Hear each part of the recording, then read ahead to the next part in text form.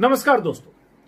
कुछ देर पहले मेरी नजर ट्विटर पर वायरल हो रहे या कुछ लोगों की तरफ से शेयर हो रहे एक वीडियो पर गई। वो वीडियो बाद में मैंने भी शेयर किया है, जो उद्धव ठाकरे का वीडियो है। दरअसल वो वीडियो नहीं है, ऑडियो है। उद्धव ठाकरे की पिक्चर सिर्फ उसके ऊपर लगी है और उसके पीछे ऑडियो है, 2 मिनट का लगभग है वो। उस ऑडियो क्लिप में संवाद है महाराष्ट्र के मुख्यमंत्री उद्धव ठाकरे और बिहार में आरजेडी विधायक सरोज यादव के बीच। सरोज यादव ने उद्धव ठाकरे को फोन किया है और फोन करके वो महाराष्ट्र में, मुंबई में और एक और जगह पर फंसे बिहारी मजदूर जो हैं, मुश्किलों में हैं, जो लॉकडाउन में फंसे हैं, खाना पीना नहीं है, उनकी 10 तरह की मुश्किलें और किल्लत है, वो उद्धव ठाकरे को बता रहे हैं और मदद की गुहार लगा रहे हैं, फरियाद कर रहे हैं मजदूरों की तरफ से। और जितनी शालीनता और विनम्रता से उद्धव ठाकरे आरजेडी विधायक सरोज यादव से मजदूरों का पता खुद नोट कर रहे हैं और उसके बाद इस बात की, एक तरह से इस बात का भरोसा दे रहे हैं कि मैं उन मजदूरों की जो शिकायतें हैं दूर करूंगा और संबंधित अधिकारियों तक दूंगा। तो मुझे वो वीडियो मैंने 2-3 बार सुना। ऑडियो है वो वीडियो, इसलिए क्योंकि ऑडियो के ऊपर क्लिप डाला हुआ है उद्धव ठाकरे का। मैंने 2-3 बार सुना। मुझे बड़ा पॉजिटिव सा अच्छा फील हुआ कि एक मुख्यमंत्री, बिहार का एक विधायक, वो उसको फोन कर रहा है और मुख्यमंत्री खुद उस मजदूरों के पते नोट कर रहा है। और उसके बाद वो किसी लोकेशन के बारे में सरोज शायद गलत बोल रहे होंगे तो उद्धव उसको करेक्ट करते हैं, क्योंकि वो जानते हैं महाराष्ट्र में कहां क्या है। और उसके बाद वो नोट कर रहे हैं। बीच में उन्होंने कहा कि मैं ऑपरेटर को देता हूं, लेकिन खुद फिर उन्होंने नोट किया।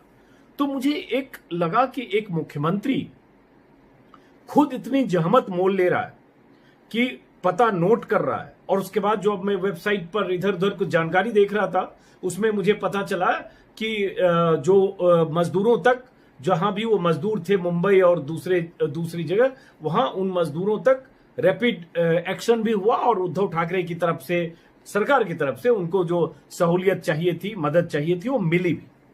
तो मुझे लगा कि हम लोग नेताओं की खिंचाई बहुत करते हैं।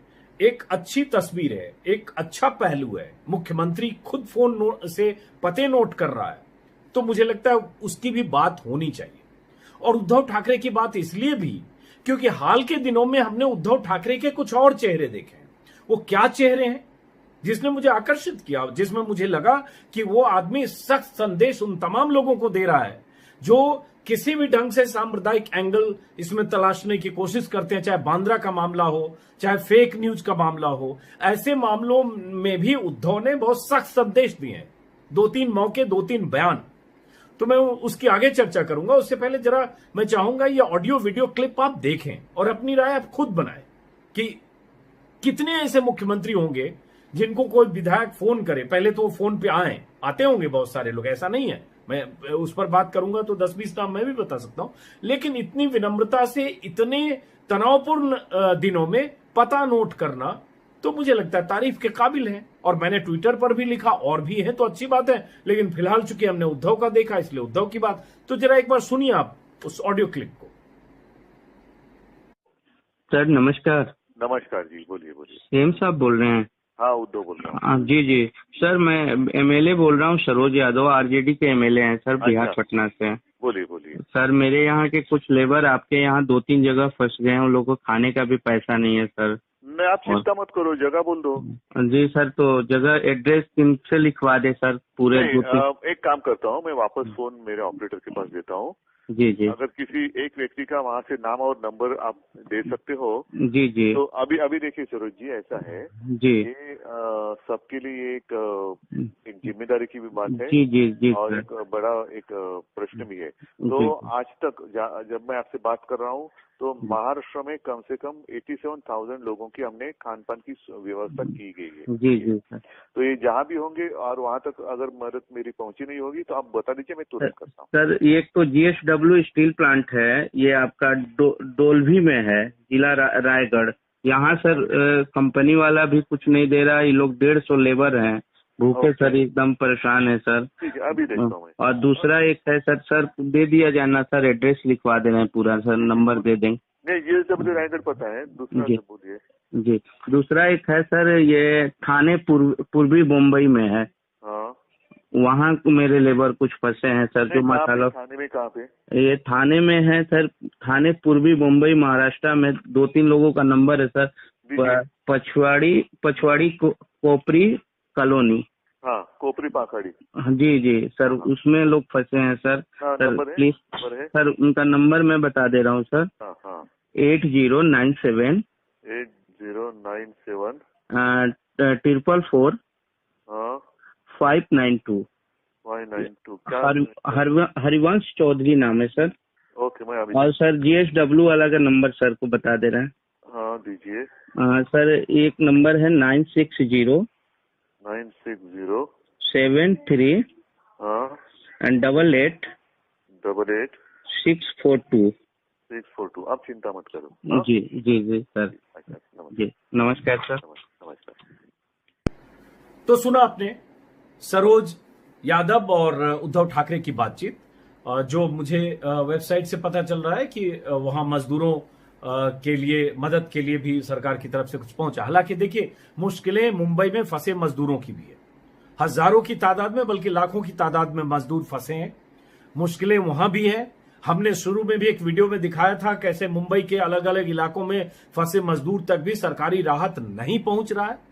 और इन मुश्किलों की बात हम दूसरे वीडियो में करेंगे और करते रहेंगे, लेकिन यहां चूंकि मुद्दा ये था इसलिए मैं बाकी जगह जाऊंगा तो विषय भटकेगा। तो वहां ये फोन, और उसके बाद उद्धव ठाकरे की बात अगर करें तो हाल के दिनों में जैसे बांद्रा में क्या हुआ था, बांद्रा में मजदूरों की भीड़ जुटी थी और उसको लेकर अचानक कुछ मीडिया के जो समूह हैं, चैनल्स हैं, उन्होंने कहना शुरू किया मस्जिद से भीड़ जुटाई गई, ये मुसलमानों की भीड़ है। बहुत बड़े पत्रकार अर्नब गोस्वामी ने तो एक्टर्स कह दिया, ये सब एक्टर हैं। तमाम तरह की नकारात्मक एजेंडा वाली पत्रकारिता उस भीड़ को लेकर हुई। हालांकि उसके पीछे साजिश होगी, अफवाह होगी, विनय दुबे नाम का एक शख्स गिरफ्तार भी हुआ, सब कुछ सही है।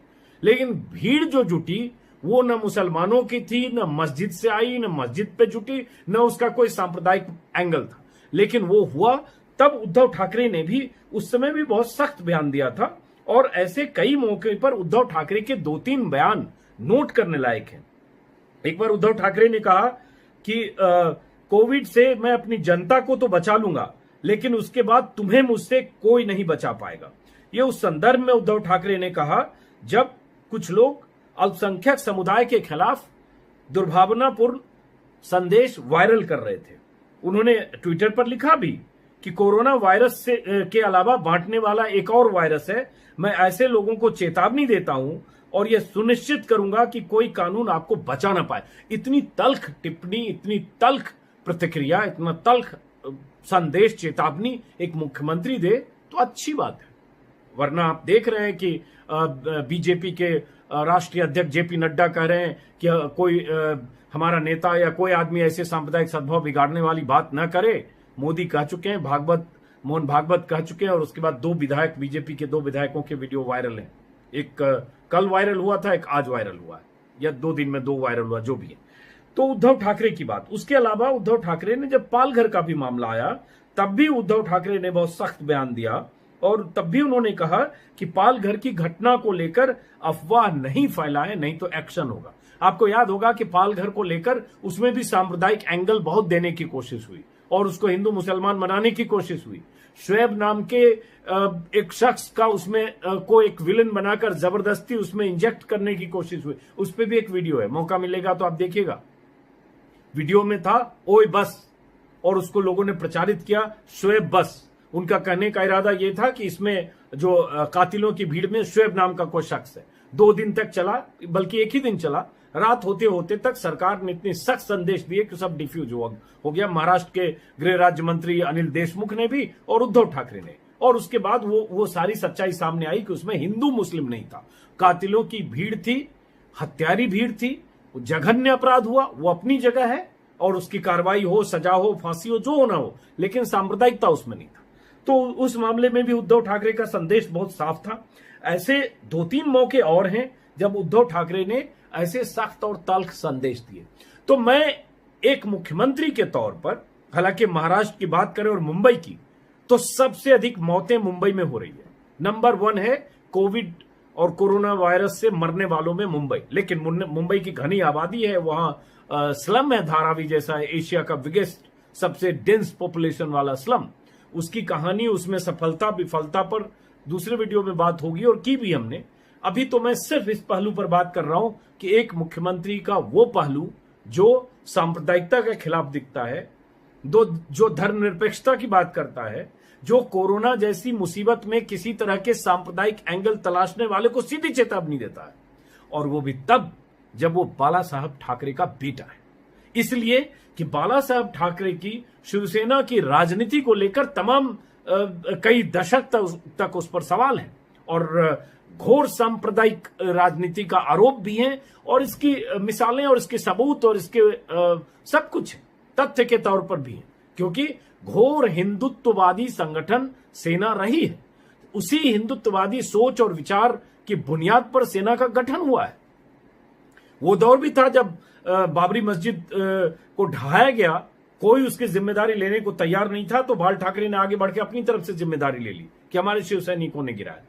उस बाल ठाकरे के पुत्र होकर उद्धव ठाकरे ने जिस ढंग से हाल के दिनों में और इस सरकार बनने के बाद खास तौर से जिस तरह से धर्मनिरपेक्ष छवि बनाने की कोशिश की, जिस तरह से सांप्रदायिकता के खिलाफ संदेश दिया, जिस तरह से उन तमाम लोगों को संदेश और चेतावनी दी जो किसी भी ढंग से महाराष्ट्र में सांप्रदायिक एंगल से तनाव बनाने या तनाव तलाशने या तनाव की जमीन तैयार करने की कोशिश करते हैं, उन सबको सख्त संदेश उद्धव ठाकरे ने दिया। इसलिए उद्धव ठाकरे की हम जैसे लोग तारीफ करेंगे।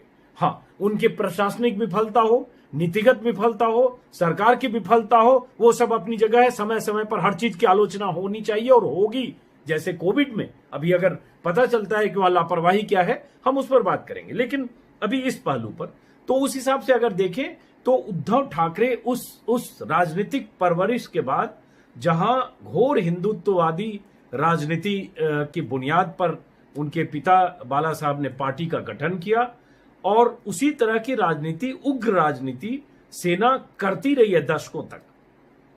लेकिन हाल के दिनों में जो कायंत्रण हुआ, उससे बहुत सारे लोग उनकी तारीफ करते हैं उद्धव ठाकरे की, और वो उनके स्टाइल ऑफ फंक्शनिंग का हिस्सा है। अब देखिए, जैसे बांद्रा की बात मैं आपको बता चुका, पालघर की बात, उसके बाद पालघर के मामले में जितनी सख्ती और तेजी उन्होंने की, अब उसमें बहुत सारे लोग एंगल तलाश रहे हैं। आज भी सोनिया गांधी से सवाल पूछे जा रहे हैं जैसे सोनिया गांधी ने सुपारी दी हो। दरअसल ये वो लोग हैं जिन्होंने विपक्ष की सुपारी ले रखी है। किससे ले रखी है मैं कह नहीं सकता, लेकिन उनके निशाने पर सिर्फ विपक्ष है, और पालघर के लिए ऐसी बात कर रहे हैं जैसे सोनिया गांधी नहीं वहां भीड़ को भेजा था कुछ पैसे देकर, इटली से बात की, और ये क्या लंबी कहानी है, उस पर फिर किसी वीडियो में। फिलहाल इतनी सी बात कि उद्धव ठाकरे का जो ये हाल का ये है वो काबिल तारीफ है, और जिस ढंग से मुंबई के महाराष्ट्र के मुख्यमंत्री होकर उन्होंने विधायक को रेस्पॉन्ड किया, उसकी तारीफ बनती है। एक और चीज, मरकज के मामले में भी जिस ढंग से मरकज के मामले में जब सांप्रदायिकरण पूरे देश में हो रहा था, ठीक है, मरकज और निजामुद्दीन की मरकज की लापरवाहियां थी, बहुत सारे लोग जो उनको सरकारी निर्देशों का, गाइडलाइंस का पालन करना चाहिए था, उन्होंने नहीं किया, और नहीं किया उसका खामियाजा वो भी भुगत रहे हैं, और अलग अलग शहरों में देश भी भुगत रहा है। लेकिन उसके बहाने देश में मुसलमानों के खिलाफ एक माहौल बनाने की कोशिश हुई। उन कोशिशों को भी पंक्चर करने की उद्धव ठाकरे की चेतावनी से वो कोशिश महाराष्ट्र में पंक्चर हुई। वो दूसरी जगह हो रहा है। फल सब्जी वाले के खिलाफ, मुस्लिम फल सब्जी वाले के खिलाफ मुहिम यूपी में, बिहार में, अलग अलग जगहों पर, उत्तराखंड में, हल्द्वानी में, ऐसी जगहों से जानकारियां आ रही है, मध्य प्रदेश से, लेकिन महाराष्ट्र से ऐसी जानकारी अभी तक नहीं आई है, क्योंकि सख्त संदेश साफ है, जो ऐसा करेगा वो धरा जाएगा। अब उसमें उन्होंने उस समय भी कहा था, और ये बहुत मैं एक बार खत्म करने से पहले रिपीट करूंगा, जब उन्होंने कहा था कि कोरोना वायरस के अलावा बांटने वाला एक और वायरस है, और मैं ऐसे लोगों को चेतावनी देता हूं और सुनिश्चित करूंगा कि कोई कानून आपको बचा ना पाए।